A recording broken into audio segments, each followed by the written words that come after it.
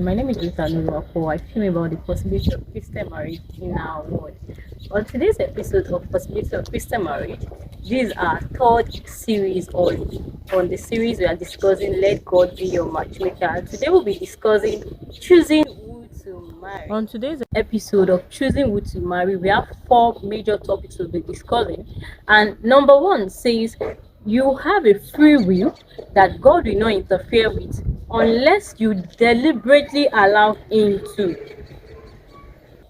Number two, the will of God for you in marriage is for you to marry a child of God like you, someone who is a fellow Christian like you.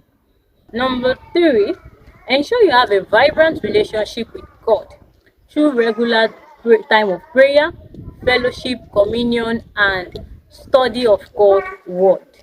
Number four, when choosing who to marry, engage your sanctified common sense. So let's get started. Number one, remember I said you have the free will to choose who to marry, and God will not interfere with your choice. God will not choose for you, neither will the Holy Spirit choose for you. What God will do it for you while your relationship with Him is He will only guide you through the process. He will only guide you on who to marry, on your choice and everything. And so far, God will not deliberately impose anyone on you. Neither is anyone permitted to impose anyone on you. Either your parents, your pastor, your priest, or your friends. No one is permitted to impose anyone on you. So, on our number two for today, the will of God for you in marriage is to marry someone who is a child of God like you, someone who share the same faith like with you, someone who believe the word of God says A, not B, like you, so that you not create confusion. And remember, marrying a child of God means, remember the Bible tells us that do not be unequally yoked with an unbeliever. If you are unequally yoked with an unbeliever, the person may claim to be a Christian but not born again. So you have to be sure about that fact. If the person you are planning to marry is actually born again like you. Number three, ensure you have a vibrant relationship with God in your place of prayer, in your place of communion, in your place of study of God's word. It is when you have a vibrant relationship with God that He can lead you right via His word.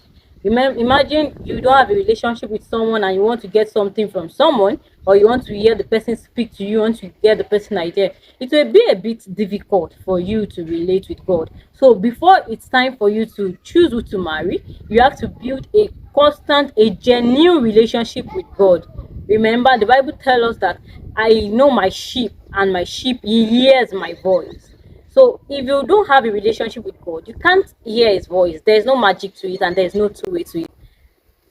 And number four, which is the very last one on this episode of choosing who to marry, number four, you have to engage your sanctified common sense. I know you may be wondering, like, what does she mean by sanctified common sense? Okay, for you to have a sanctified common sense, remember sanctified is the common sense, right? For your common sense to be sanctified, you must be genuinely born again. You must be a lover of God. You must be a child of God. Because if you are not genuinely born again, you cannot hear the voice of the Master. You cannot hear Him leading. And in being a genuine, having you make use of your sanctified common sense, you need to ask yourself some certain questions about the person you are planning to settle down with. You need to ask yourself questions like, is this person, what's the interpersonal relationship this person share with people around her or people around him? What's the relationship with his parents? What's his relationship with his siblings? What's his relationship with his fellow colleague at work? If your answer is yes, if the person has a good interpersonal relationship and has the same passion like you share the same passion, you share the same views about life, and you complement each other, then the best way to be able to have a sanctified common sense, like I said, is to be born again and to have a very personal relationship with God and to make God your number one priority. If God is your number one priority in everything you do, He will be able to guide you right on each and every choice you make, particularly in marriage. So, in all you're getting, make God your number one priority. priority.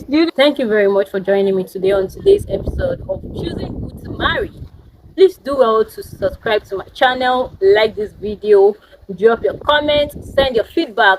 We're ready to take your question and your suggested topic on what you'd like us to discuss on possibility of Christian marriage. Remember, the goal is having a happy Christian home, because if you enjoy marriage, God created marriage to be enjoyed and not to be endured, right? I mean, yours faithfully, Ruth and Oluwapo.